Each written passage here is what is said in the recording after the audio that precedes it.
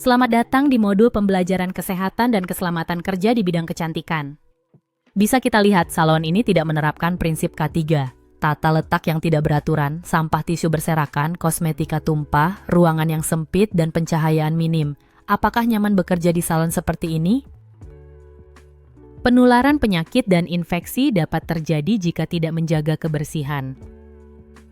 Kelalaian dalam higien dan sanitasi, ketika keindahan menjadi fatal.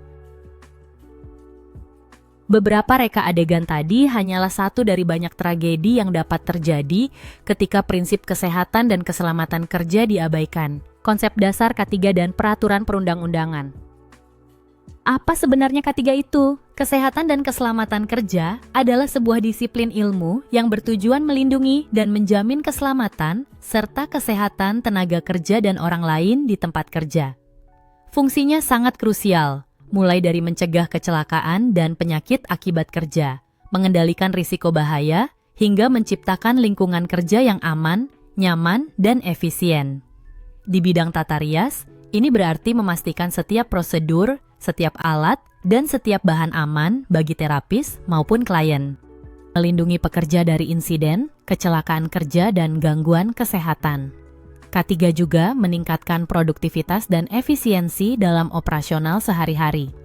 Penerapan K3 dapat menciptakan lingkungan yang profesional, nyaman dan aman bagi pekerja maupun pelanggan. Sejak manusia pertama kali bekerja untuk memenuhi kebutuhan hidupnya, risiko kecelakaan dan cedera sudah menjadi bagian dari kehidupan. Di masa purba, manusia mulai memikirkan cara untuk melindungi diri saat bekerja dengan cara membuat alat yang lebih aman. Ini menjadi awal dari kesadaran akan pentingnya keselamatan kerja. Perjalanan sejarah menunjukkan bahwa kesadaran akan keselamatan dan kesehatan kerja, K3, berkembang seiring waktu. Di zaman Babilonia, Raja Hammurabi menerapkan hukum bangunan yang tegas. Jika sebuah rumah roboh dan menewaskan penghuninya, maka si tukang bangunan harus dihukum mati. Sementara itu, bangsa Romawi kuno sudah mewajibkan pelindung hidung bagi para pekerja tambang. Di sisi lain, pemikiran tentang perlindungan kerja juga berkembang di dunia medis. Bernardino Ramazzini yang dikenal sebagai Bapak Kesehatan Kerja, pada abad ke-17 mendorong para dokter untuk bertanya kepada pasien tentang pekerjaan mereka karena banyak penyakit ternyata berkaitan langsung dengan profesi. Pada masa revolusi industri, teknologi dan mesin berkembang pesat, tetapi perlindungan terhadap pekerja masih minim. Pekerja mudah digantikan dan banyak pengusaha abai terhadap keselamatan. Namun, dari kondisi ini muncul tuntutan akan keadilan dan perlindungan yang lebih baik. Di Amerika Serikat pada tahun 1911 diberlakukan Works Compensation Law, sebuah undang-undang yang memberikan kompensasi kepada pekerja yang mengalami kecelakaan, bahkan jika kecelakaan itu bukan karena kesalahan pengusaha. Tahun 1931, tokoh bernama H.W. Heinrich memperkenalkan prinsip-prinsip keselamatan kerja melalui bukunya yang berjudul Industrial Accident Prevention. Prinsip ini menjadi dasar penting dalam pendekatan pencegahan kecelakaan kerja di berbagai industri sampai sekarang. Di Indonesia sendiri, perkembangan K3 dimulai sejak zaman kolonial Belanda.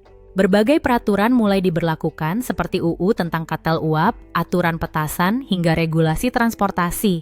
Puncaknya adalah lahirnya Undang-Undang Nomor 1 Tahun 1970 tentang keselamatan kerja yang masih berlaku sampai saat ini dan menjadi payung hukum utama dalam perlindungan pekerja di Indonesia. Dari sejarah panjang ini, kita bisa belajar bahwa K3 adalah hasil dari proses perjuangan panjang demi keselamatan manusia. K3 bukan hanya soal memakai sarung tangan dan masker, tapi soal budaya kerja yang memprioritaskan keselamatan dan kesehatan setiap individu.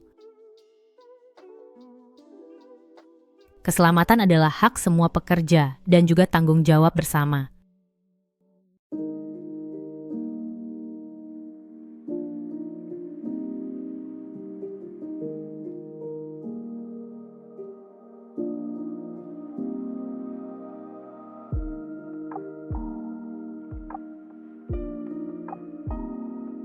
Pelanggaran standar kesehatan dan keselamatan kerja dapat mengakibatkan berbagai sanksi hukum, mulai dari denda administratif hingga pidana penjara.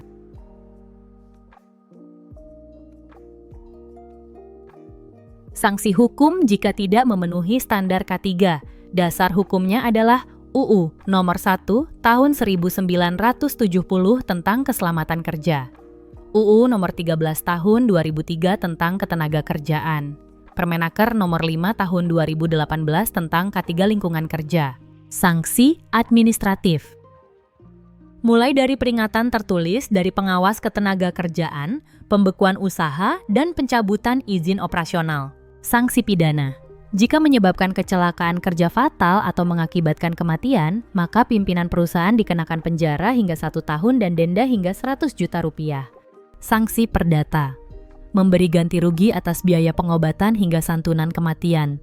Selain itu, perusahaan bisa kehilangan kepercayaan publik, reputasi perusahaan hancur, hingga mengalami kebangkrutan. Regulasi ini tidak hanya menjadi panduan, tetapi juga landasan hukum yang melindungi hak pekerja dan klien. Pelanggaran dapat berujung pada sanksi hukum serius. Pahami hak dan kewajiban Anda, karena ketidaktahuan hukum bukanlah alasan pembenar.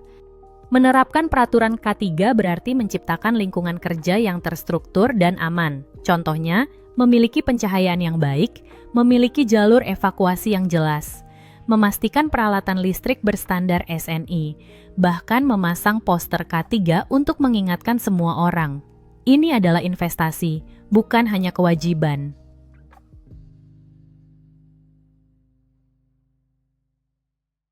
Apa yang bisa kita simpulkan?